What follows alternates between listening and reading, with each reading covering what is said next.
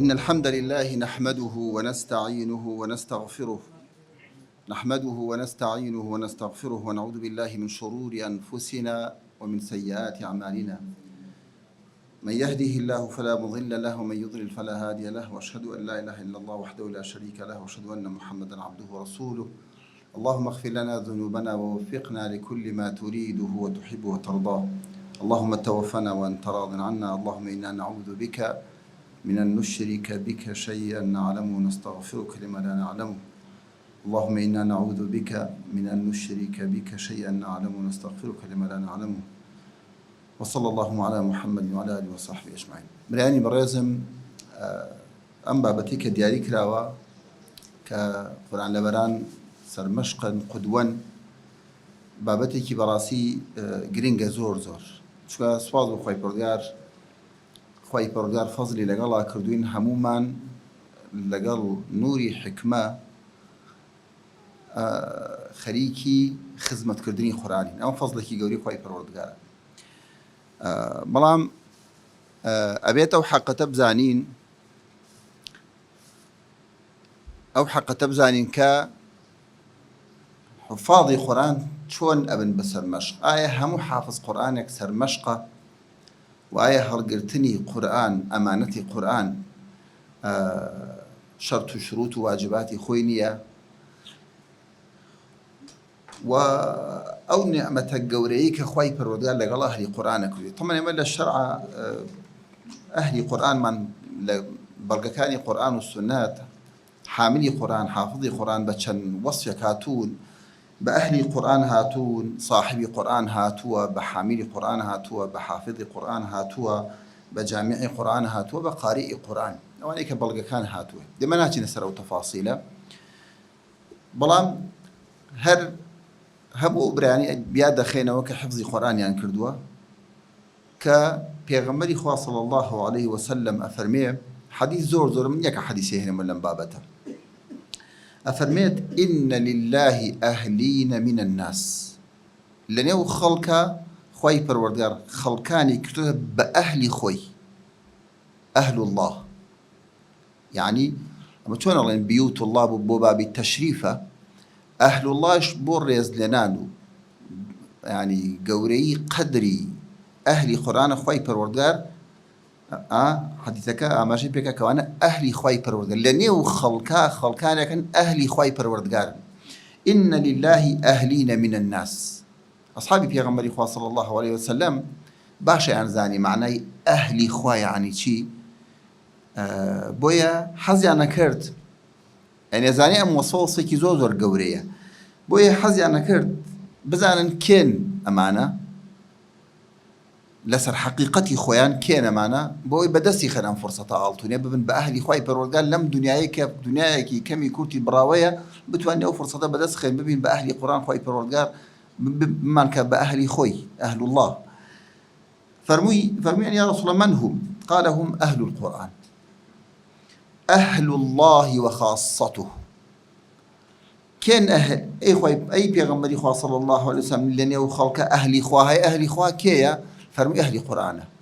أهل الله وخاصته. وكل حديثك صحيح على صحيح الجامع هاتوا. طبعا كلمة أهل زانان بمعنى فرمون كلمة أهل شيء أجينا ولايتي تام بشتيواني جورا أو أجريت أخويك المتضمن للقرب التام نزيكي تواوي خواي پروردگار لو عبده انجا خوشويستي تواوي خواي پروردگار بو عبده پاشان نصرت و پشتیوانی تواوی خواهی پروردگار بو عبده پاشان تواوی اکرام بو عبده. اما منزلتی که زور گوری تواوی خوشویستی تواوی نزیکی تواوی ریز و قدر لنانی خواهی پروردگار بو عبده. بویا اما يعني زور جار لناو خلق زانان فرمویانه لناو خلق جار وای یجب فرانکس من اهلی فلانم یکی ناو دار بك زور جگی قدر و ریز و حرمت بلناو کومالگا و مجتمعات وكو فخرك انتسابك يبو كمن أهلي فلان كسم لا فلان ابن معظم أي شيء جاك انتسابك بولا أهلي خوي پروردگار بيه ولله المثل الأعلى. أما أفرمون يعني هيج عقلك نية أم فرصة آلتونية لتواناي هبه بدسي بخو بدسي نخا باشان أهل الله لأولياء إخوة تايبت منترن. أهل الله لأولياء إخوة تايبت منترن. يعني نزيكترين أولياء إخوة پروردگار لنيو أولياء إخوة پروردگار نزيكترين يعني أهل الله أهل قرآن. إخوة پروردگار فرمت ألا إن أولياء الله لا خوف عليهم ولا هم يحزنون. أولياء إخوة پروردگار ترسي على سرنية بريني مرة يزم يك فترة تلهم من لجر خاكين مردون ودواي مردون وقبر وقيامت ترسي زور زور يمن أزانين خواهي قرب نامم دا كس زماني أوي هي لم دنيا كدرچه بدين داريتي درچه لما جلسة كس من زماني أو من هي بمسلمانتي ممرين حزن برايك جواب داتو كس أو زماني هي بدين داريتي لدنيا درچه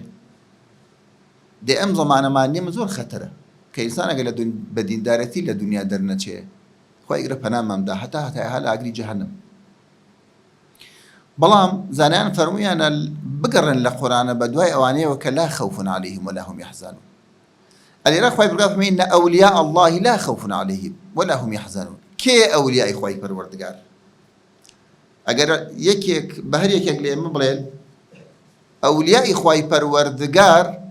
لقرآن كين هل ما آياتي دواء ما باس كاكي أو وصفيك أولياء إخوي پروردگار كيا ألا إن أولياء الله لا خوف عليهم ولا هم يحزنون الذين آمنوا وكانوا يتقون. وابن شيخ الإسلام ابن تيمية فرميت من كان مؤمنا تقيا كان لله وليا. من كان مؤمنا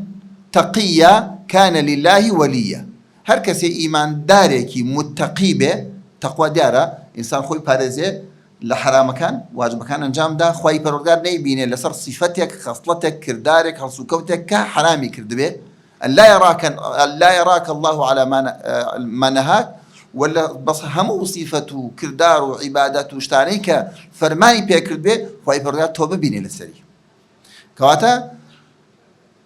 أولياء كيا كل من كان مؤمنا تقيا كان لله وليا. لناو أم أولياء أني خواي پروردگار لناو وليا كاني خواي پروردگار نزيكترين ولي لناو وليا كاني خواي پروردگار تايبت منترين أولياء خواي پروردگار أهل قرآن. تايبت منترين أولياء خواي پروردگار أهل قرآن.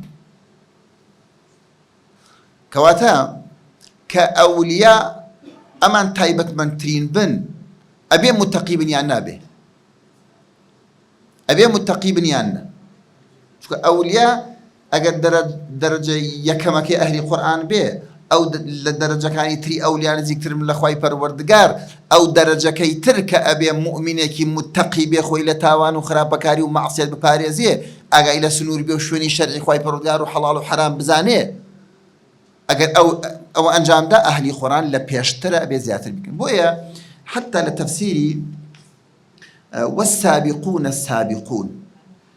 أولئك المقربون في جنات النعيم.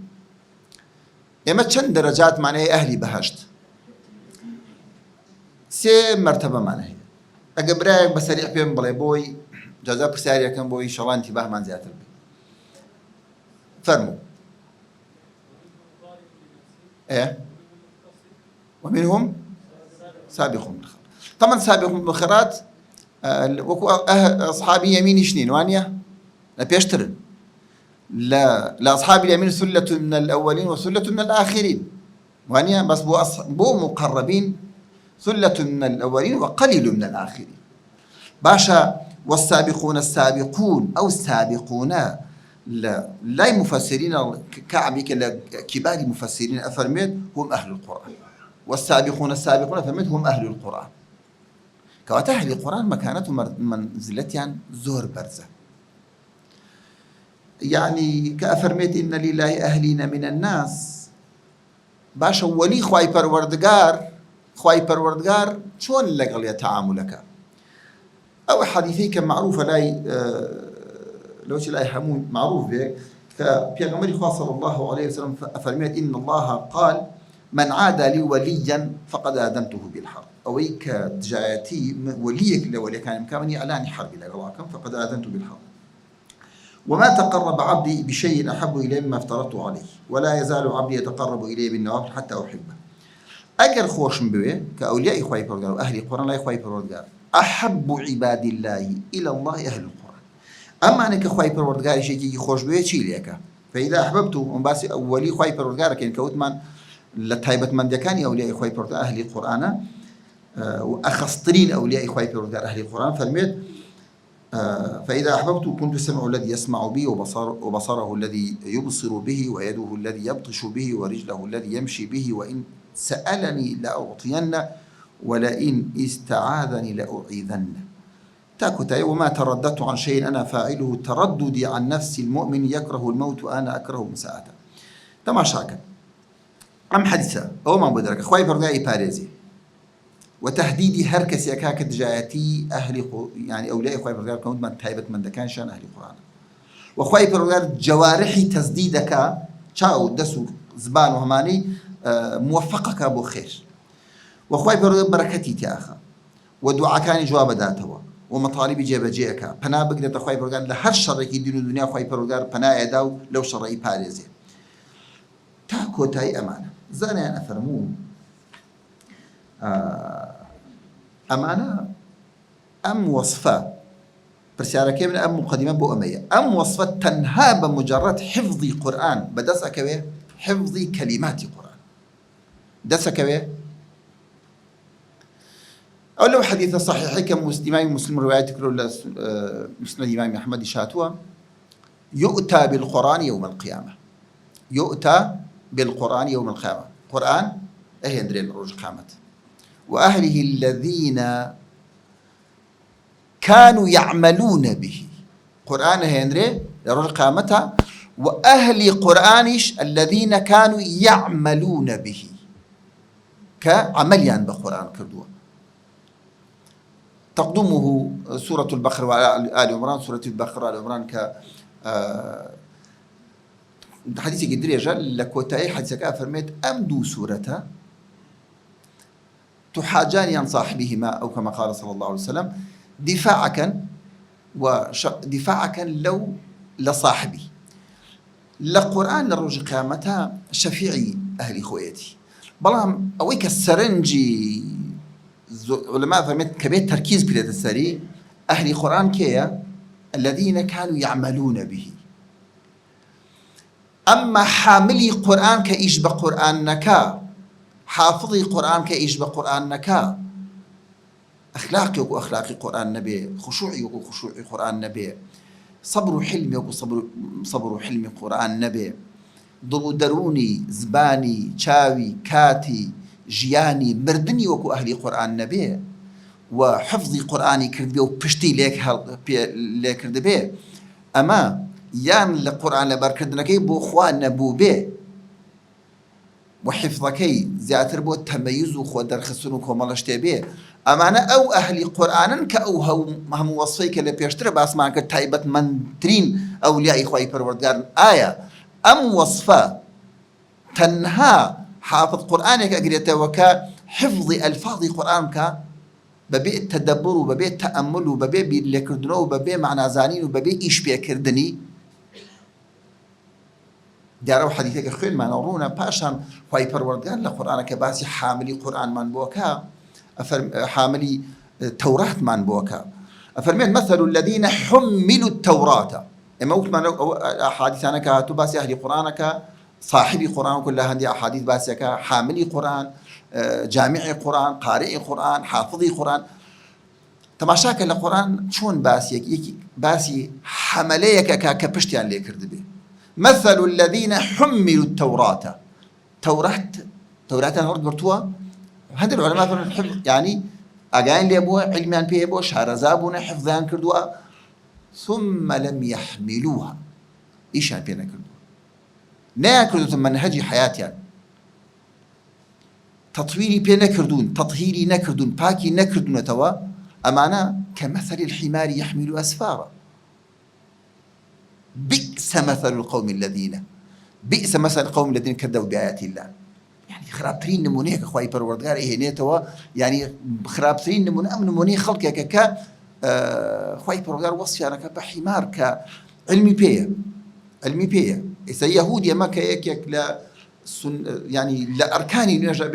بیخوێنی سورەتی فاتحە غەیری المەغضوب عەلەیهیم خوای پەروەردگار فەرمێت ئێمە کە سورەی فاتحە هەموو جارێ من ڕوکنێکە لە ئەرکانی نوێژەکانمان بە سونەت و فەرز و ئەهدینا الصراط المستقیم صراط الذين أنعمت عليهم غير المغضوب عليهم ولا الضالين زانان فرمويانا اهدنا الصراط المستقيم يعني خوي اهدنا إلى الصراط كإسلام واهدنا في الصراط لنا إسلام هدايات ما خدنا زاني فرق الضالوا معنا زورا والرافضية وكي ومعنا وأهل قبلش بلام لنا إسلام هدايات ما زور لزانان فرمويانا أجر بمعنى الصراط المستقيم حصر كين بمعنى لدوس شان كلميك أو أغلين كان معرفة الحق والعمل به يعني حق ناسين وإيش بيكردني أجر حق ناسي وإيش بينا كرد ويبقى حامل وحافظ القرآن وبشتد لي كرد فإبراهيم غير المغضوب على اهدنا الصراط المستقيم صراط الذين أنعمت عليهم أو هيك نعمتي بس رجعون أو أنا أخوي بروجرام نعمتي بس رجعون أجر برايك لآياتك مبينة توا كي نوانيك خوي بروجرام نعمتي بس رجعون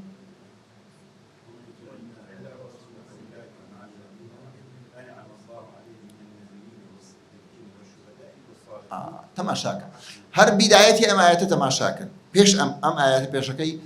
ولو أننا كتبنا عليهم أن يقتلوا أنفسكم ويخرجوا من دياركم ما فعلوه إلا قليل منهم ولو أنهم فعلوا ما يوعظون به أجر إنسان إيش بكابويك دعوي لأكره وعظي أكره ولو أنهم فعلوا ما يوعظون به لكان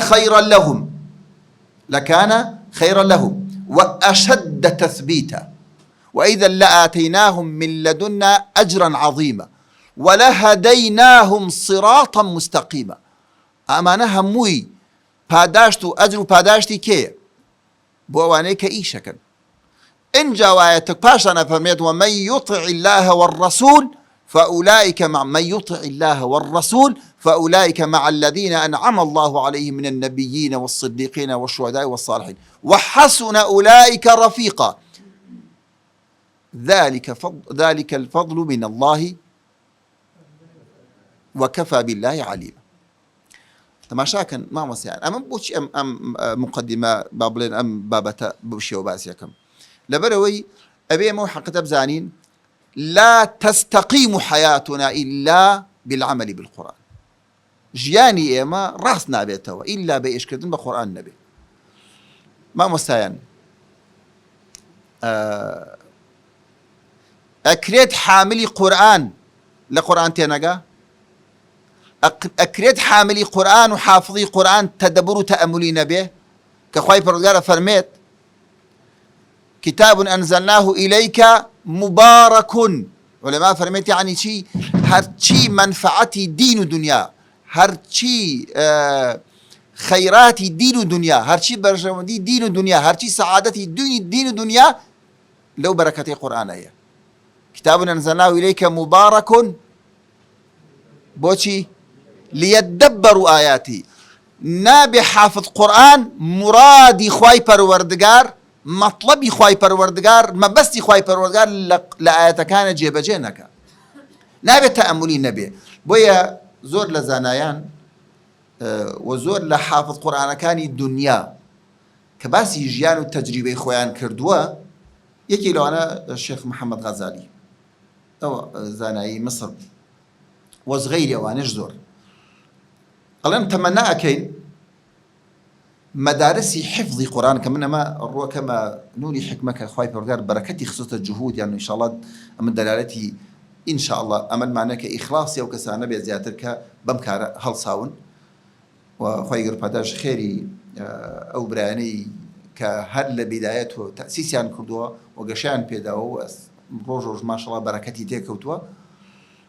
مروا كما وبريانا همويان أو تجربة أو زانانا بهند ورقرن أغلين محمد غزالي أفرميت برحمة به أفرمي من تمنى أكم ئەو مەدارسانەی کە بۆ تەحفیظی قورآن دانرێ و خزمەتی قورآن دانرێ حەصری ئیش و کاریان نەکەن لەسەر حفظی قورآن. حفظی قورآن زۆر گەورەیە. لە ڕۆژی قیامەت بەقەدەر حروفی قورآن بەقەدەر ئایەتەکانی قورآن تۆ مەنازلت بەرزە بێتەوە. بەڵام ئەڵێ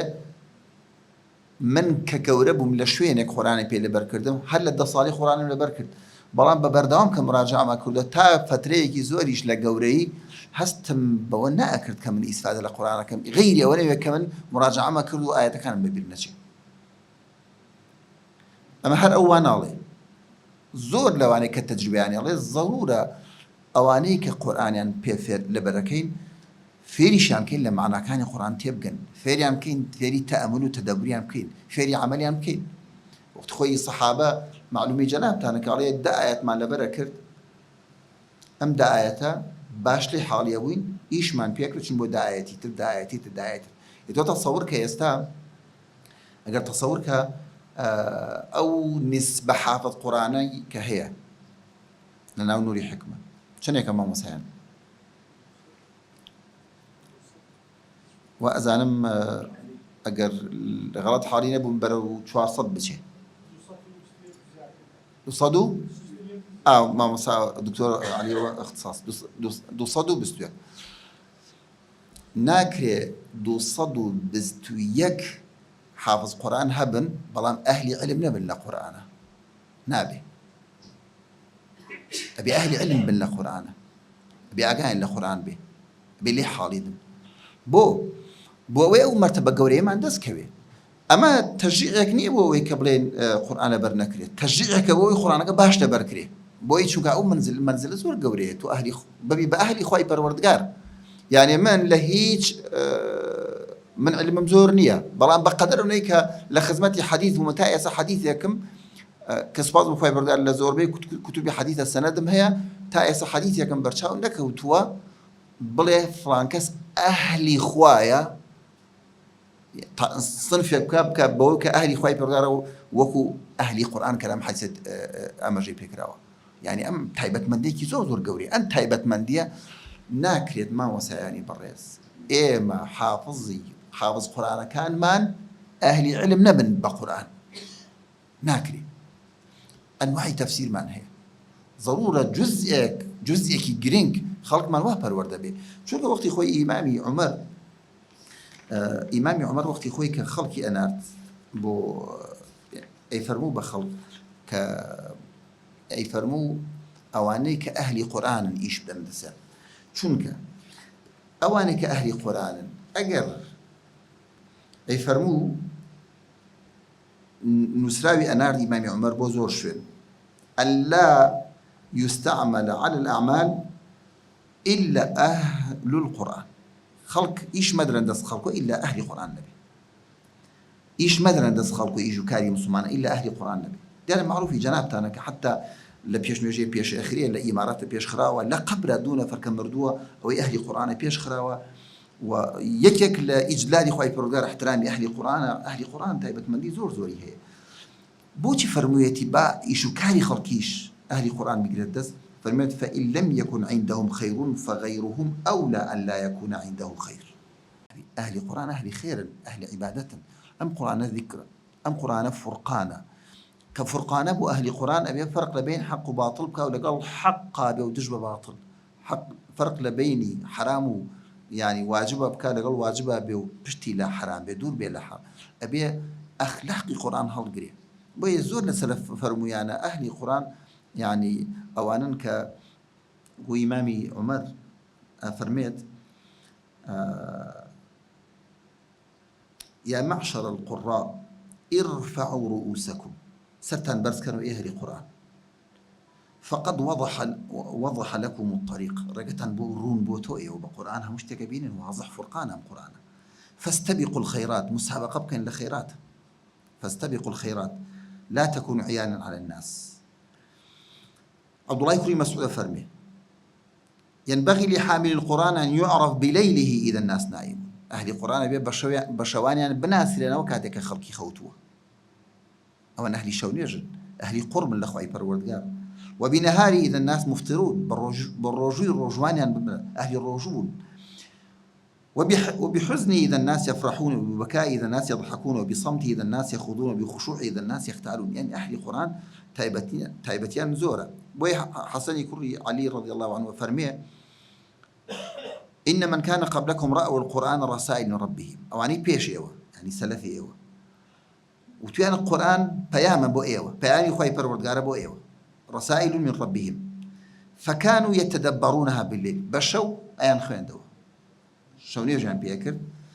ويتفقدونها في النهار للروج أو إيك أخوين رأيان كرد بعمل. ينبغي فضيل يقول عياض فمن ينبغي لحامل القرآن أن لا تكون له حاجة إلى أحد من الخلفاء فمن دونهم. بيويست حامل القرآن أن لا تكون له حاجة إلى أحد من الخلفاء فمن دونهم. أهل القرآن برزن قورن خوانا باريزن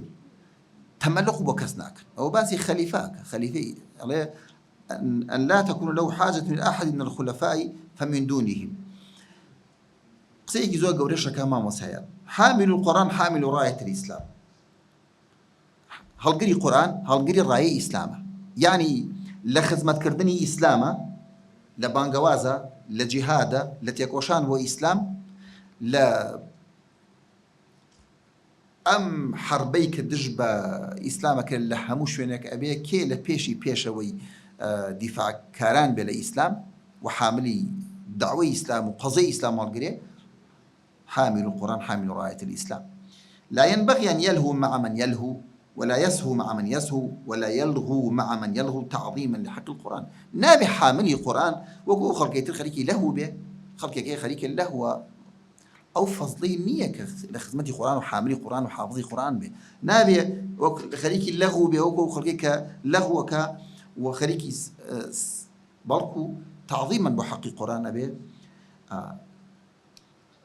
حذيفة كوري بالسلامة ما مصاقر كاتم توابع قدارم ما مصاقر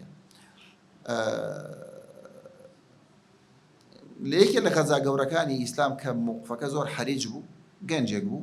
حافظ قرآن بو رايتك كان دا دسأو بيش شامدو تيان الله يمن ليكش تترسين أو رايك الطنبك وتايا علامتي شكستي جيج بو تيان أترسين لعيني تو بشكين يما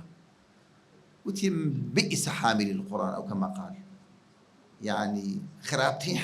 حافظ قرآن وأهل قرآن ممكن أجر بيلا مسلمان للرجيء وبشكين نوري حكمة حافظ كان نوري حكمة ما مصا كان نوري حكمة. طبعا بواق دايتا أهل قرآن بس حفاظنية أهل قرآن أو كسيك خريكي قرآن وإيشي بيجا ولا حفظيشينك برام حافظ كان تايبة مديان هي. أما أول كي تريش أهل قرآن بالي شكي ابن القيم فرميت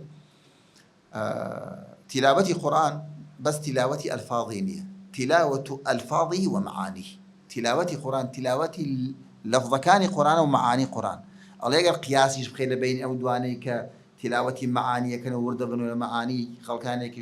بس قرآنك أخوانه ببين معاني أو معاني كالي أو لا ترشك وأنا يعني بدواي مرادي خواي پروردگار أقرن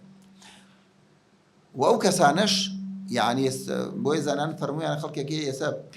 تمن مجالين داويان خوينواريكيان وضعيان ضعف ذاكري مجالين دا حفظ القرآن بران خدمتي قرآن خوينه تفسير خوينه تأملك إيشي بيك عملي بيك اختيت برنامج يعني خوي وجه أهلي قرآن ولو حافظ قرآن النبي جاء إموكو نوري حكمة ضرورة ما مساكان من حفاظ كان من للعيني إيموا إسلام قليني يتسر للعيني إيموا الجمال وجواني أخلاقي إسلام وخلق درخين للعيني إيموا خلقيك بمان بيني هست بكا كأمانة حقيقة قرآن پروردگی كردو بورق يعني ناكري حافظ القرآن خليكي غيبت به ناكري حافظ القرآن خليكي عيبي خلق به ناكري حافظ القرآن لأنه يجاكي غافل به لأنه يجاكي بخشوع به ناكري حافظ القرآن أهل دنيا به بو معناه كفضل دنيا بس القيامة وآخرة تبدأ يعني ناكرت أهل قرآن معهم نالو خزاني جيري كردبه بدستيوه بدست ربوني وبدست صعوبەتی طبیعەت و تعامل ڕزکەوتێ نابێ حاملی قورآن دراوسێ برادری دۆستی مسلمانان عەزیەت بدە نابێ بێ بارگرانی بۆ ئومەی ئیسلامی و بۆ مجتەمع بۆ کۆمەڵگا چونکە قورآن فێرمانەکە دووشت کۆ نابێتەوە سەلاح لەگەڵ مەشەقەت دروستکردن بۆ خەڵکیە کۆ نابێتەوە ئەگە برایەک ئەم تەعبیرە لە نەسێکی قورآنی بۆمان دەری بکە دووشت یەک ناگرێ فەرموو ئەوەی قسەی پێغەمبەر موسا لەگەڵ ئەو پیاوە ساڵحە کە هەندێکیش ئەڵێن شوعایب بووە فەرمووی وما أريد أن أشق عليك ستجدني إن شاء الله من الصالحين نابي إن شاء الله نابن بمشقة بارقراني بسرتوا إن شاء الله أنبيني بحكي صالح صلاح لقل مشقتنا أقول إنسان مسلمان نحن نريد الخير للبشرية مهما آذونا يعني أهل القرآن تماشاك أهل القرآن لما داري تاريخ شاء لجهادة لدعوية لتزكية لأخلاق لها مشتكى بيشنگ بول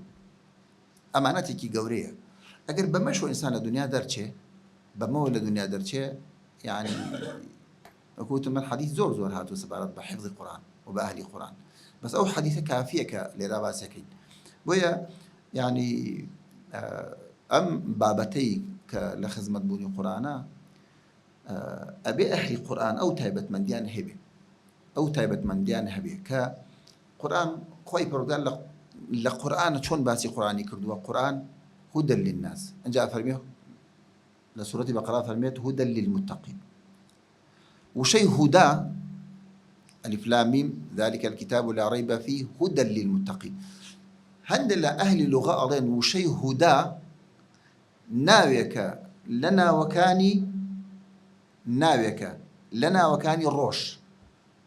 وكوشون وشيء كفر ناويك لنا وكاني الليل لا وكاني الشو شون الليل معناه كفريش معناه بو الشو بمعنى تغطية وستر وانا هدايك ناويك لنا وكاني الروش لا يجمعك لأهل اللغة قالنا القرآن هدى للناس أم شون كالروش دي كخود درك الروش دي حمشتك بواضحي أبيدي أم قرآن النور أم قرآن حمشتك برون كردو تتو لآيتك أخوائي بقى فما هدى للناس بلام لم سورة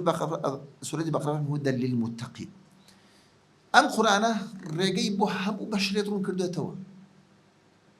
بلام كي انتفاعي بيك همو هداية لا أصلا بوناس بلام همو خلق انتفاعي بيوناك استفادي ناك شوني ناك عملي بيناك كي عملي بيك هدى للمتقين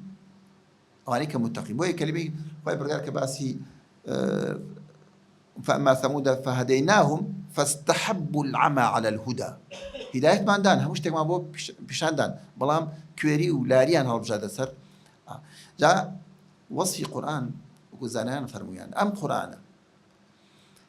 هيج آية يغني لآية كاني قرآن إلا وكو شفاية بو چندين نخوشي الدرون مان شفاء لما في الصدور ابن القيم فرمت هيج آية القرآن إلا وكو أم آياتا وصفي لن يو أم آياتا شفاء بو هند لو نخوشي درون مان يما جير مان كردو بدس طبيعة مانو والله بران زور بي أو مشاكلنا لن يو مسلمانانا هيا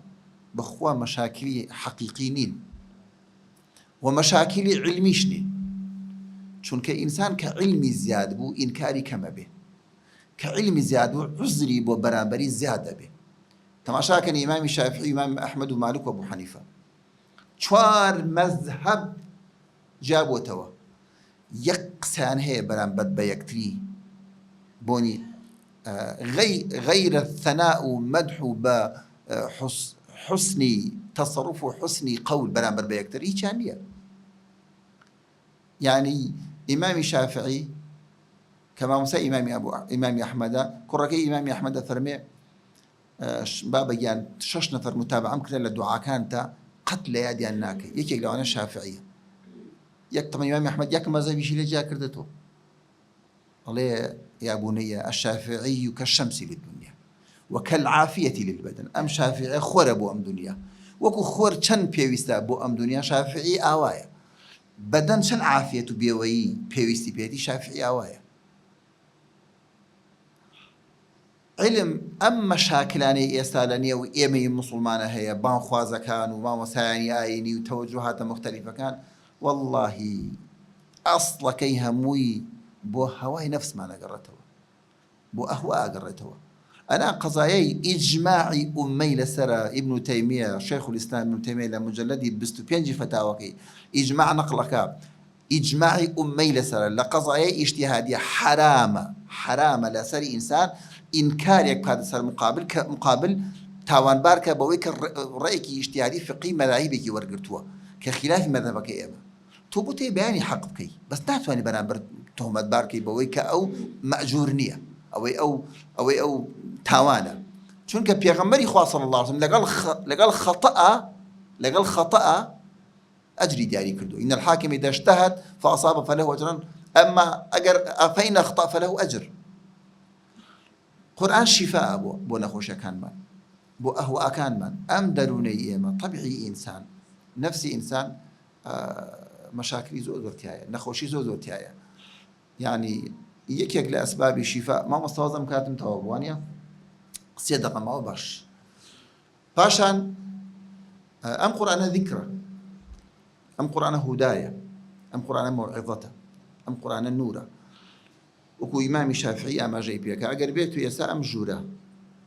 هەموو گڵۆپشتەکان بگوژێنیتەوە و تاریکی کەی تەواو هەموو ژوورەکە تەواو تاریکە هیچ ڕۆشنایەک و نورێکی تیانەمێنێ چاویشمان عیبی نییە هیچە بینین ئێمە سارە لە جەنابتان هیچە بینین پێویستی بە چییە چاو پێویستی بە چی ئیش بکە پێویستی بە نورێکە شتەکان ببینێ ئیمامی شافعی ئەفەرمێت قورئان وحی ئەو نورەیە کە عەقڵ لە ڕوانگەی ئەو نورەوە توانێت ئیسفادە لە عەقڵێتی خۆی بکە چاو ئەگەر نور نەبێت ناتوانێت ئیسفادە لە چاویش بکات تاریکە دنیا ئەم قورئانە خوای پەروەردگار يعني بۆ هەموو ئومەتانە فەرمێت لقد أنزلنا إليكم كتابا فيه ذكركم أفلا تعقلون أم قرآنا لقد أنزلنا إليكم كتابا فيه ذكركم ذكر يعني شيء يعني فيه شرفكم وعزتكم وسعادتكم ورفعتكم يعني أم قرآنا سدبرزي قوري عزت بختوري آسود هموش تاك لم قرآن دسكوي أم قرآن يهدي للتي هي أقوم جيلي بحكمتني أخوي پروردگار جيلي صحابي خستوتا جزيري عربي أم قرآن لسر جيلي دابزيوا يعظمون الحجارة ويعبدون الأصنام برديان تعظيم كرد أصنام أنا فرست كشكان ينزني بطالة كرد قوي كان ضعيف كان شوسان دو مال يعني أخوات حتى فواحش أسلوبي فاحشة وخرابكاري والزنا للا جزيرة عربية زرقي زون بوه يعني تصور كتشنها خلق يعني هنا يعني بهم خوشني زوبت مثلا أو تفاصيله يعني أسلوبي زنا كردون برسكرني الرأي لسر هندي مالي كزاني تيابو مان يسيئون إلى الجوار ظلم كردوه تعدان كردوه أو حمود أم قرآن هات أم خلقي كتواو كوتبون كدس يعني قرد بقرآن وبراستي مسلمان بون بشون خواهي پروردگار كرد يعني بأرقى أمة أرقى جيل أنفع جيل توانيان قيادي بشريت كان بجوان ترين شواز قيادة وفطرتي أن تواو يعني سجيل يكنية لدواي بيغمبران وكو جيلي أصحاب كامل به وكو جيلي أصحاب كخواي پروردگار لقرآن وصفي أنا كوصفي مهاجرين أنصار شكا فرميت والذين آمنوا وهاجروا وجاهدوا في سبيل الله والذين آووا ونصروا أولئك هم المؤمنون حقا أو أنا إيمان داري حق أوانا أما أم قرآن وإلي كردن هر كسيت خوي تسليمي أم قرآن بكا خواي پروردگار وكو أصحاب يعني أيان كابا شون كوتوي أصحابه أو باكي وجواني وبرزي وسعادتيان بيه بخشي من لكوتاي آخر دقيقة كوتاي أو أعلم ضروري أيما همومان إيش نسر أو بكين حفاظ القرآن كان من ومدارس كان من تنها اعتناء من بحفظ النبي وحفظ زور قوري ما مستهل يعني اگر او آيات حديثان لسر حفظات وباسكين زور بلام علماء فرمون اعتناء كان من بمعناش به بتدبر به بتأمل به بعمل به بأخلاق به يعني وشون الصحابة دا آيات يخوندو من الله كان من تلبا كان من لسره برودة بكرة كايش بكرة شون تو شون مخالفيك أكي كتو قرآن خويني شون غيبتك قرآن خويني شون بأدبيك بلا مردايك وباو قرآن خويني شون أواقي يعني تركيز كده سر أمجاد بزود الضرورة آخر شتيش من أوالهم لو أتيت أجر يستا لبيني جمعك نعلم من نوري حكمة لزور شويني عالم إسلامي هذا لسر مفردات قرآن امتحاني خلق بكري مفردات قرآن غرائب قرآن أو كلماني كرون يعني بيسي بتفسيره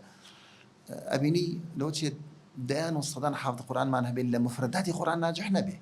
كلمات كان القرآن معناه يجيها خلنا بحافظ القرآن ليه قري فقيرة بس هوني حفظي بيبكي ببي أويك بيكي بأهلي علم القرآن أم خالة ضرورة بأويك ما اهتماما بعلم به بعمل به بأخلاق به بشوين كوتن به وباتباع به باش كم خايف رودار بما كان لا أهل القرآن كأهل الله وخاصته دويل ابنك من أطلت نخذ دريج كله خايف رودار ما كان بأهل القرآن أو أهلك عملي بيكي أو أهل شيء كإخلاص معناه هي شكون براسي إنسان إخلاص نبي ومعلومي جنابتنا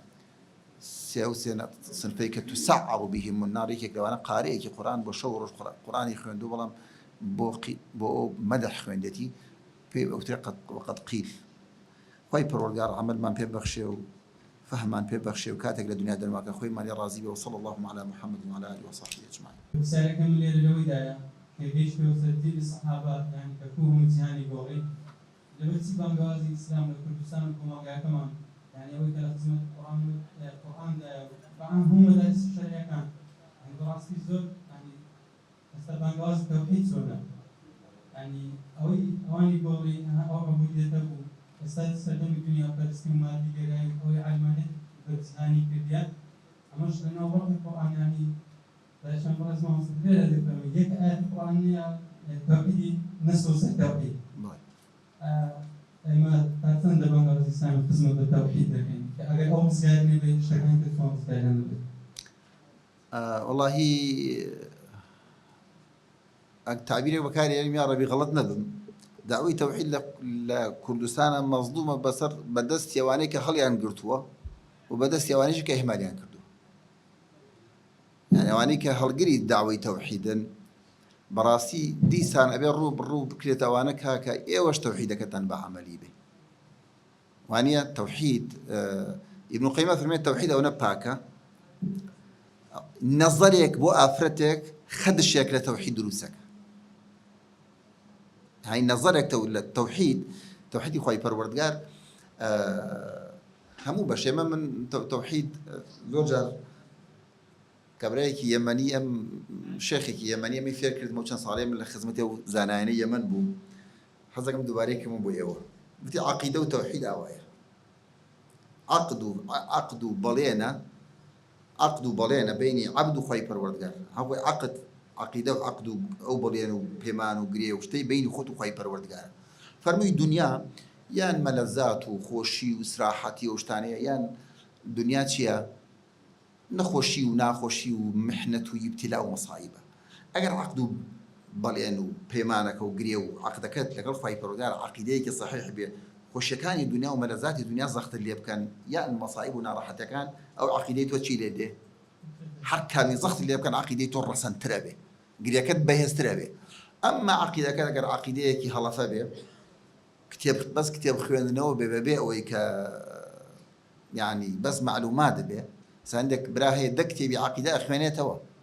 بلام علمانية شي استفاديك اللي كردو أو كاتا عقيدة كي خوشكاني الدنيا نا خوشكاني الدنيا زخت اللي بكان عقيدة كطلوش يعني توا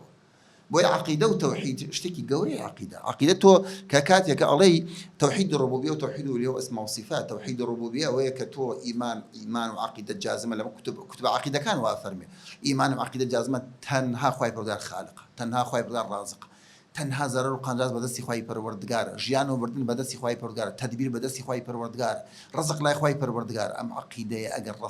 رسن به تو ناترسی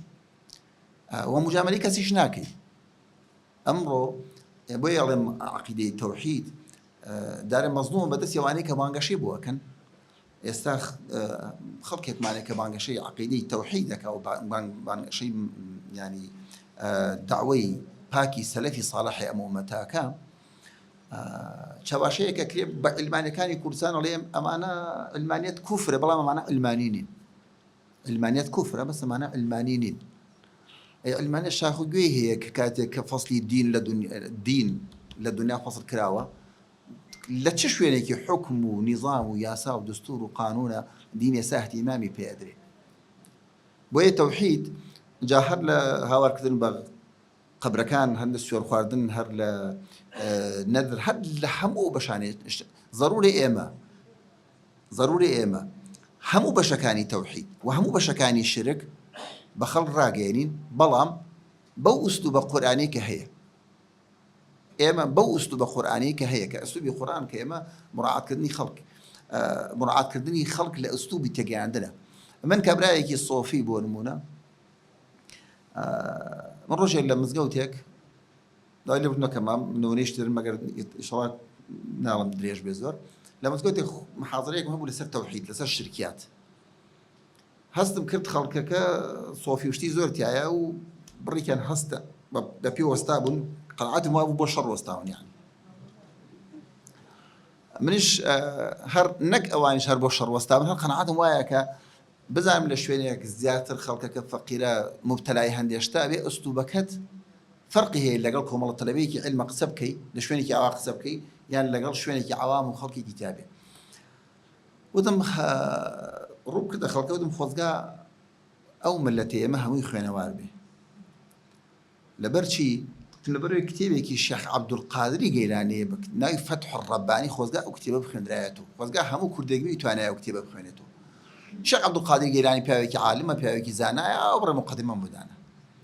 مەزان لەو کتێبە چی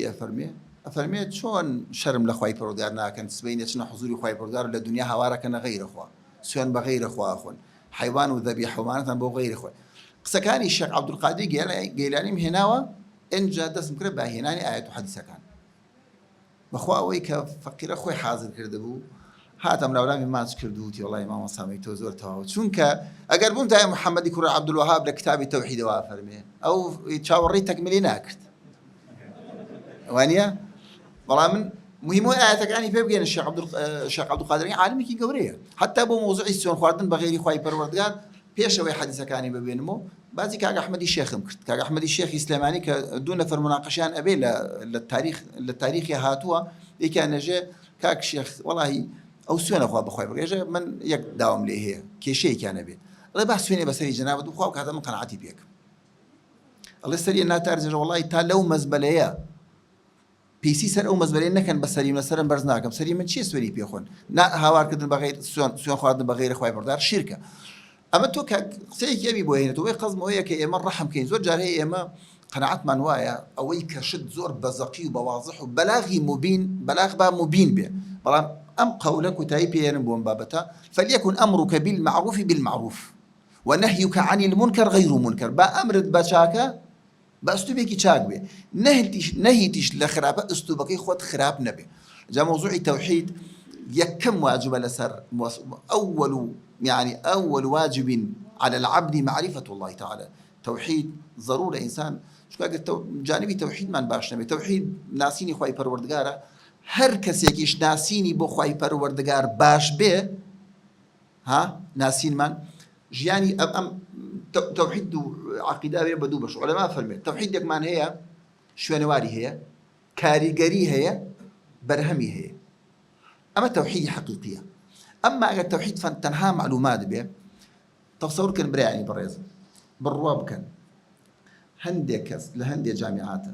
أما يعني بس توزي متابعة كان خلقي واتن مدركوي. هذا قسمي عقيدة امتياز يعني امتياز يعني الدرجة كاني هموي لسروي نودن يجناك يعني وكو معلومات علمك هي بيه كواتا عقيدة بس معلومات نية طعم الإيمان من يسكى من الله خواي بونا لعقيدة أسماء وصفاته. ولما فرميت كتولي إيمان مي بخواي برغار سميعة ئەم علمە بە سەمیعیەتی خوای پەروەردگار زبانی منی زەبط کرد لە غەیبەت و بوهتان و قسەی ناشرین و کۆتایی کەواتە ئەم عەقیدەیە من بەرهەمی هەبووە شوێنەواری هەبووە کاریگەری هەبووە عەقیدەیەکی صحیحە ئەمما من دەڵێم خوای پەروەردگار سەمیعە و بە کەیفی خۆم قسە ئەکەم خلافی ئەدەب لەگەڵ خوای پەروەردگار بۆ بەسیرەت بۆ ڕەقیبێت بۆ ڕەزاق بۆ تا باقی شتەکانی تر خوای گەورە پاداش خێراتەوە بەڕاستی عەقیدەی تەوحید وەکوتم مەزلومە لە هەمومانەوە و بەداخەوانشی کە بانگەشەی بۆکەن نایانتوانێت وەجهێکی جوان فەرمووە مسەکە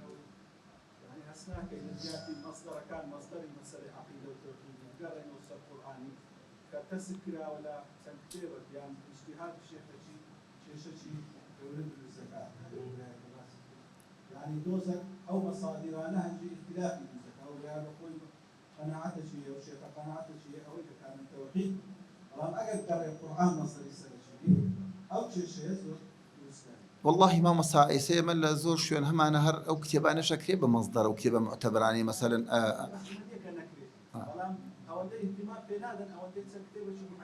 خوي جوا إيه بس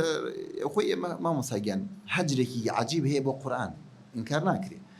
وكتبي عقيدش أجر بقر إنه بأصل كتابة أصل كاني سلف أجر تبيني تانكر هم قال الله وقال الرسول عقيدة وكشتي جترنيت واجتهاداتك ويا علماء فرمي حتى كلمة فكر إسلامي شيء بكارنا يعني شو فكر نية ثوابته بلام بداخل إيمان لكردستانا قدوي جورا مان زورنية يعني قدوي جورا مان نية إما من فترة يجزور لي يمن مثلا جاء مثلا لو كاتك ما خوازة كان كي شيء كان هبو يعني هرب لا هرب بتيك قدوة جورا كان يكون الشيخ عبد المجيد الزنداني وغيري أمثالي وأنا زور بأساني يعني تواني كنترولي زور شد كان أو ما خوازو كي أو كشيء كرنا وكوما إما بداخل شو قدوة جورا مانية وكو بيويستيش تينا جشتوين سركوتوين زور بي أم وصف الزور لبانخواز ولا داعي ولا ما مساعيني آني قريتو تينا جشتوين باش سركوتوين أنجا سركوتنيش بيش أو بيجشتن وتيجشتين انتكاسة دروسك بويا بيني حروج الرساحة قصية يستيروا عجيب درجة وبانخواز قلنا قصية كأوصل دروسة به لسر بلاش يعني من دايل من ذاك المختي درجين بيدا وبابا تشوفوا بقرين رمزاني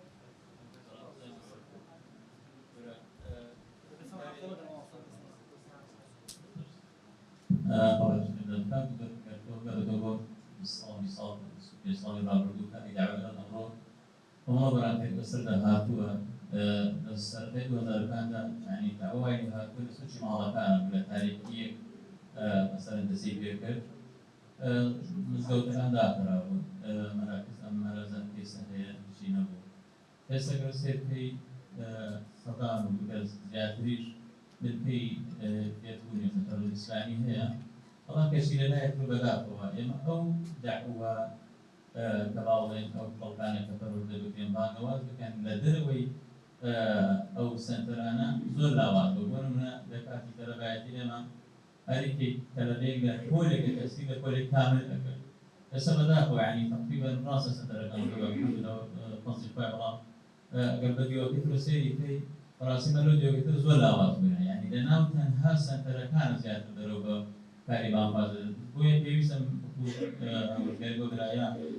کار لەوە بکرێن داعوە بچێتە دەرەوە یعنی بۆنەوە ئەو مناڵانە و گەنجانە و لاوانە وا پەروەردە بکرێن کە هەرێک لە شوێنی خۆیەوە مەسەن لە دکانداریە لە مەسەڵ قوتابخانەیە یان مەسەن لە شوێنە کار دەکات یعنی نابێت تەنها لەو شوێنانە مەسەن داعوە بکرێت بۆیە بکرێتە دەرەوە لە جیاتی ئەو 10,000 ئەکرێتە 100,000 کەس کە شارەزای ئیسلام و پەیڕۆی ئیسلام بکات. منا عفوا بس ياك لا قلت بيني يمكن الا تركيا ما زور ضروري بيسمع ازموني دوروبر زور ضروري معاويه رضي الله عنه لصحيح بخاري فرميت لا حكيم الا ذو تجربه لا حكيم الا ذو تجربه مثلا نابي بحكيم شلا شوني خوي دانا الا وانيك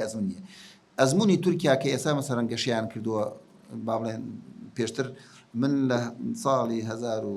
ونص يعني لنا ودو حوت روشتم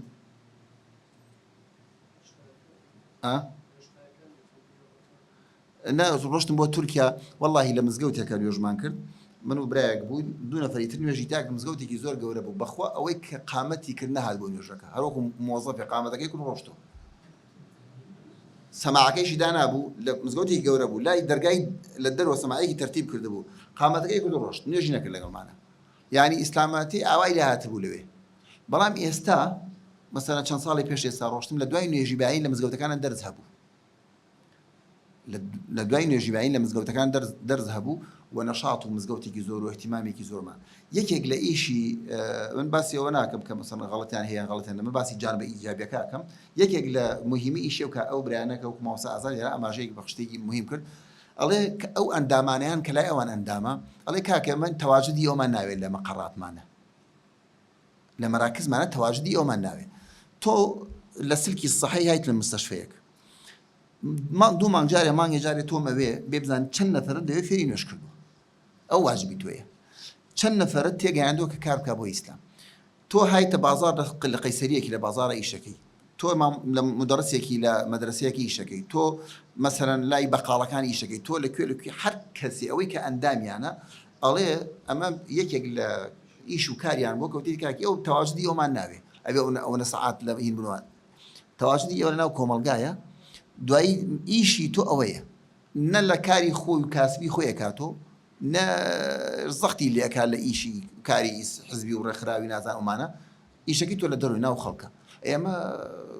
کە تۆ ئیشی تۆ بزانی ئیشی تۆ ناو خەڵکی خەڵک وا هەیە دێ مەسەلەن لە سنتەرێک لە سنتەرەکان یان لە مەقەڕێک لە مەقەڕەکانی ئیسلامیان لە شوێنێک ێژە کاکە من ئەو نەسعات لێرام کاکە ئەو نەسعات لێرە تۆ لێرە دانیشتو یانی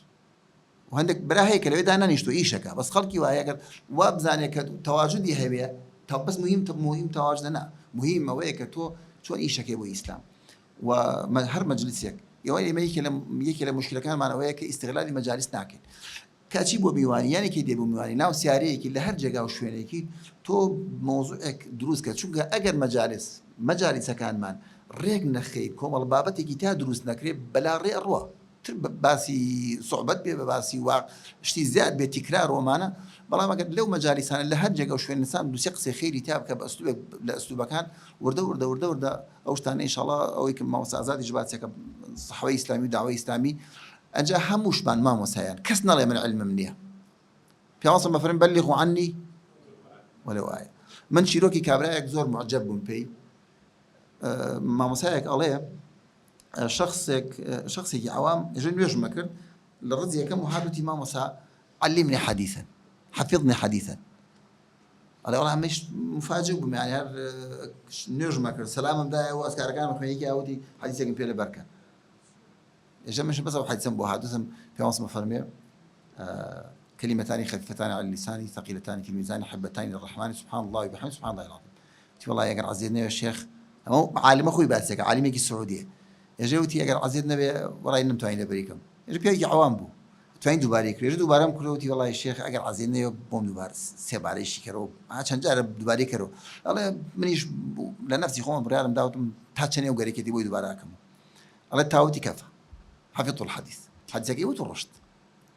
الله والله دوای خبری ام کابرام زانی چه هر لمیوانیک لهر شایک لهر تعزیه خلقاتو مال خلق تو دانش تيتي هر کسی هادو تيتي پیامبر مفرمید کلمتان خفیفتان لسان ثقيلتان في ميزان حبتان رحمه عزيب يوتو الله يقدر خوي بردار عمري ينبو جلدي لا اذا تشيخ ما يكد ما يجزور ما يوا المستشفى معنا الله فتريك بيدني كل دوائي تشيخ مابو يعني قسينا كديش الله من على كان لما مستشفى اللي قال يابونو او ايتر متناوب معنا روجك هذا خبر جاي دكتور انا باكر الدكتوره هاتو من على كان كوبوتي او شاي كراو هذا خبر وعي معنا الله والله سيريك الدكتور كي قلت فرمي الدكتور قال رسول الله صلى الله عليه وسلم كلمتان خفيفتان على اللسان ثقيلتان في الميزان حبتان الرحمن سبحان الله وبحمده سبحان الله جايين درجوا بيك حديث بو بداعي إما خزمكاني خوت دراوسيا كانت آموزا كانت ميمزا كانت أو دورو بري خوت چەند مناڵی هەیە کە تەجاوزی 7 ساڵی کردو فێری قورئان نەبوو فێری نوێژ نەبوو هەر نوێژ ئێمە ئێستا تەسەوور کە ئێستا ئەگەر لە مەقەڕی ئیسلامیەکان و لە ڕێکخرا و سەنتەر ئیسلامیەکان هەفتەی ڕۆژێک دیاری کرێ بۆ یەک خەڵکی مناڵی موسڵمانان فێری نوێژ بکە تەسەوور کە من بە جەنابتاڵم چەند نەفەر دێ بۆ ئەوێ فێری نوێژ بێ شوێنێکی وەکو هەولێر ئەگەر ئیعلانی ئێستا لە سن ئەو لە حکمەی هەولێری ئیعلان کرێ هەفتەی یەک ڕۆژ یەک تاقداری کە 2 ساعت 3 ساعت دیاریکەن دو سێ ساعت بۆ کچان و 2 ساعت بۆ کوڕان هەفتەی یەک ڕۆژ دیاری کرد خەڵک فێری نوێژەکەن مناڵی موسڵمانان چونکە زۆربەی موسڵمانان حەزەکە مناڵەکەی فێر بێت تااقەتی نییە لە ماڵە فێریکە عوامی خەڵک زۆربەی حەزەکە خۆی تااقەتی نییە تەسەورەکەن چەندێ بڕووکاتە ئەو ینی سنتەرەی ئێمە لە هەولێر دکتۆر عەلی چەندێک تەسەورەکەی ها باشە من ئەڵێم هەفتەیەکە یەک ڕۆژ دیاری کرێ ئەی با بڵێن من قەنەعاتەکەم 100 نەفەر دێ لای کەمەکی باشە لە مانگێک چەندێکە 4 هەفتەی تایە 400 تەقسیمی 10 ساڵی کە تۆ مەیەکی هەر ماشەڵڵا حکمت دەمێکە هەیە تۆ دانا ئەم یعنی کە تۆ ئەمری لە قەبرە ئەوانەی بەم ئیشە هەڵەسن هەرە ناو قەبرەکەیە لەوە چییە 10,000 کەس بکە 10,000 کەس ئەڵڵاه ئەکبەر بۆ تۆ دێ لە ناو قەبرەکەتە بۆ تۆ دێ بۆ ئەو برایانەی کە ئەو ئیشیان کردووە فاتحە ئەخوێنێ بۆ تۆ دێ ڕکوع جا ئەوەی کە فێری نوێژی شەبێ لەوە چی بێت ئینسانێکی هەر نوێژەکە ڕێگەیەکە بۆ یەکەی کاتە خێرخواز ئەیکاتە بانخواز ئەیکاتە پیاوچاکێک وەکو مەسووری شورتەی سلێمانی جارێکی وتی ئەوانەی کە گیراون لە سجنا لە 95 ئەوانەی کە نوێژ ناکەن یعنی ئەوانەی کە نوێژەکەن دوورە بندا تەبزان چه ئەجرێکە کارێکی زۆریش نییە هەفتەیە 4 ساعت دیاریکەن 2 ساعت بۆ برایان 2 ساعت بۆ خوشکان کۆمەڵە مامۆستایەکی ئافرەت و مامۆستایەکی برا دیاری کرێ ئەمە بۆ ئەوەی کە ئەو جەهلەی لەناو خەڵکە هەیە عوامی خەڵکی وەڵڵاهی حەزەکە مناڵەکەی نوێژکە بەڵام من ئاگام لێیەتی خەڵک تااقەتی نییە مناڵەکەی فێرکە تااقەتی نییە بەڵام تۆ ئەمەی بۆ بکەی بە مەمنوعی مناڵەکەی شێهێنێ بزان چه ئەنجا هەرێک لە ئێوە ئەوەی کە فێری نوێژی کردوون تا قیامەت لە بیرتان ناچێت ئێژە بیدایەت ئەو فێریکردن ئەو تەشجیعی کردو جا ئەو کارانە مەسەلەن کەس نەڵێ من علمم نییە یعنی وەکو ئەو پیاوە عوامە بە یەک حەدیث بوو بەداعی یعنی ئەوە ئێمە مقصرین لە داوە من هەندێک پارک و شتەی لای خۆمان لای ئێمە من ڕۆژێک کابراایەک دای لامە بە شوێنێک هاتووم بە شوێنێک ئاڕۆشتم ئەو برانی لە گرمانە زانن شوێنێک هەیە دەشتێکە یعنی شوێنی خەڵکی ڕاضە ئەکات و ئەڕوا و پیاساکە مهم چوم لەوێش زۆر جار لەم لاولایش هەندێک جار هەندێک خەڵک دێن لێ ئارەقە خۆن دامە بەیەکی بانی کردم جەناب مامۆستا یوسفی ئارەق دانیشتم من جلسیان دانا وتم بەڵێ وتی تخوا مامۆستا تایرە نایی وتم لە خزمەتە چوتی مامۆستا نەسیحەتێک ماوکە شرط نییە ئەوەی ئارەقیشە خوا ئەوەی لە پارکەکان و لێرا و لێوێ دانیشتۆ منزەر و شێواز و گەیەکی داناوە خەریکی جێرە وەزع خواردنوانەیە ئەمە لە ناخی پاکیتیان نەبێ یەکێک لە تەقسیری ئێمەیە ئەوانە ئەو ڕێگان هەڵبژاردووە و یەکێک لە ینی کوفر و ناحەزانی ئیسلام و عەلمانیەت جوهدیان زۆر سەرف کردووە ئێمەش مقەسیرین بڕوا بکە بڕە قسم بۆ کردن بوونە گریانەوە تێن وەڵڵاهی مامۆستا ئەمە ئاخر ڕۆژمانەی تر وعد بێمە ئاخر ڕۆژمانە بڕە قسم بۆ کردن و بڕە باسی مردنم بۆ کردن بڕە باسیم بۆ کردن تێن مامۆستا ئەمە ئاخر و هەندێک جاریش خۆم قەسدەن ڕۆشتم بۆ هەندێک مەجلس بەتایبەتی و مەجلسانەی کە نێرگەرەشتیان داناوە لە هەندێک پارک وشتیوە بە قەسدەن ڕۆشتوم بۆ دانیشتم جازەم بدەن نەختی لەگەڵتانە دانیشتم دیانە فەرموو قسە باسم بۆ کردن تر وەڵڵاهی مامۆستا بێ ئیشی وای لێ کردوون کاکە خەڵکێکی زۆر هەیە لەو کۆمەڵگای ئێمە خەڵکی پاکە دڵی پاکە شتی جوانی تایە ئەو نقطە نور و خێر و شتەی لە ڕەمەزانیشە دەرەکەوێ لە ڕەمەزانانە کە شەیتان دوورەکەوێتەوە لایە لەم ئومەتە بچە سلێمانی کە لەوە چ شوێنێک بێ لە هەموو شوێنە سافری زیاتر بێ چوو بازاڕەکەی ببینە لە سەرپۆش یعنی خەڵکێکی زۆر لەوانەی کە سافریە سەرپۆشەدا بەسەر ئەمە دەلالەتەوەی ئەو نورەی کە لە دڵیەتی پێویستی ئێمە واجبی سەرشانی ئەمێ بە ئەسلوبێکی جوان و حەکیمانە و پڕ لە حەنان و بەزەیی و عەطف و ڕفقی ئیسلامی بتوانین ئەو نورە لە دڵیانە زیاد بکەین ئەو نمونەی نەکەی شەگەڕێەوە خۆتان وەکو نوری حکمەی هەولێر ئەمە لە گەرمیانە کردومانە یعنی الحەمدولله دکتۆر دڵشادێکمان هەیە پێی هەڵسا لەوێ خەڵکێکی زۆر ڕووی کرد الحەمدولله دوای حەفلەیەکی گەورەشمان بۆ کرد و خەڵکێکی زۆر مناڵی هەنات خەڵکێکی زۆر مناڵی هەنات ئەگەر ئەوە وەکو فکرەیەکە تامین بکرێت یان بکرێت قەناعەتەکەم دوای 10 ساڵێکی تر هەرێک لە ئێمە بمرین یعنی ئەمنە دوعای خێر و ئەوەنە نوێژ و تاعات و عیبادەتمان بۆ دێ ئینشەڵڵا قەبرمان پڕە بێ لە نور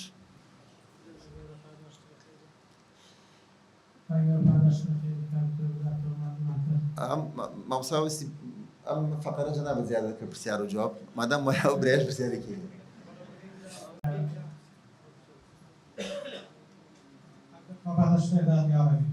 ئەو گرانەی باسییان کرد لە زمانی نۆتەکان ئێستاکەم لێرەدا شتێک دەبینم ئەنی وەختەکە دوچینە مزگەوتەکان فێرەچیان دەکرداگوت لە خوا ئینسان ئەنی ترسی خوای گەورە دڵێبی ئینسان کە ترسی خوای گەورە دڵی بوو بێگومان ناڕێ نابی ئەنی سوێنەرەکانی خوای گەورە نابەسێنی لە هەر شوێن و مەکانێکی بکرد و زۆر زاران ئەلحەمدولیلا کەمەش کە فێرکراینە و کارێکەکان پەشاوا فێر دەکەین ئەو مامۆستایەکە پێ 6 تەڵەبەی هەیە تەڵەبەیان زیاتر خۆش دەوێت هەر کە تاقی دەکاتەوە و هەرێکە و دەرە مامۆستا و تەڵەبەت خۆش دەوێتن ئەویش دەرێ تاقیەکتان و فرتاقیتان دەکەمەوە کە هەریکە و برێن چۆلەکەیشدا دەکەن سەپەشتێر بڕۆن ئەو چۆلەکە نووسەر بڕان لە هەر شوێنێکی بەس کەس ئاگادار نەبی سبحان الله تەڵەبەکان هەموو دەستنارێکە و لە کون و پشتنێکی سەر دەبڕێتەوە بەس ئەو تەڵەبێکە مامۆستا زۆر خۆش دەوێت و ڕێزی لێ دەگری نایەتەوە منداڵیش وەکو ئیسزایەکە دەدێتەوە سەر نەبڕیا درهاتو سر نبریا درمان مسافر بامونگو برو شیء کس آگاهی ولایت ما هر شیء نشی پایگور آگاهی پایگور نموشام بکن پایگور دنبیلی اوزه طلاب کانی تریش دایره مستعان که آن باشده یعنی بیگمان است امان که او طلابانی که فعلی عند کنن واقع کن که تسی پایگور دل داری بیگمان لاری نامون که داشتیم که مکانش بن سرکرده پایگور پاداش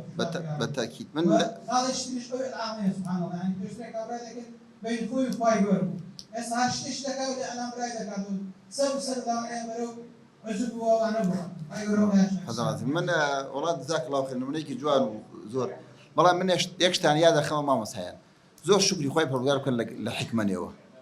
زور شكري خوي بردار كان لحكمة شون كأمره بون بجگا و مأوایك ككلامي خوي پروردگار بحفظه بتفسيره بتجويده بويك لم هم الدنيا پر لفتنايا خوي پروردگار مأوایك دروس كردو بو ام مسلماناني ك زور دبرو جگا و شون من بخوا بايك تجربه خمتان بي بلم من على كانم هر جاريك بشتيك تشجيع كرت بس بو قران بركن هر لبچوك كانوا اگر اوی مثلا جزء عمل برکام 50,000 يدمي انا اظن شيء يدمي 50,000 هو من على نقطه اغراء حزن على هندي اشتكر او تان بوكم ثاني جزء عمل شنو صاحبي انا كردو نقطه شنو ها شنو بحذار يك تشجيع والله كان نوري حكمه دروز بو تقول زروايه بس تشجيعي مال كافيني خستي من نوري حكمه لان نوري حكمه ما شاء الله منافسه هي ومسابقه هي پێشبڕکێ هەیە و چی هەیە ئێستا سوپاس بۆ خۆی بەڕدار بچووەکەم 4 جزئی لەبەرە ئەوە کەیتە 10 لەبەرە ئەوە کەیتە نازانم 12 لەبەرە ئەوە یعنی ئەمە مەوایەکە نوری حکمە کە تۆ ئەتوانی زۆر جار هەیە تۆ لە داخلی ماڵەوە ناتوانی هەموو شتێ بکەی مەجبورەوی بأي دروش ضرورة برادري بودرس كمنافسي بودرس كي جا أمانة جوري نوري حكمة ضرورة هم ما بيباريزني ما زور جاري شتى لو كونغري كرويدا زور ضرورة وحدته برايتي وكاك ما وصل جهاد باسي برايتي يكتر وتحمل كدني يكتر وحلمان برامر بيكتر أما زور توخ كينو اللي نوخو معنا شو براسي تفرقة دائكي دردكي خرابة أو يبوني تفريقي ليدي أو أسبابتي أو إنسان خوي لي بباريزي باش كمتواني خوي پروردگار لقال جمع أهل قرآن إن شاء الله حشر مانك أو خوي وش بعداش خيطان داتي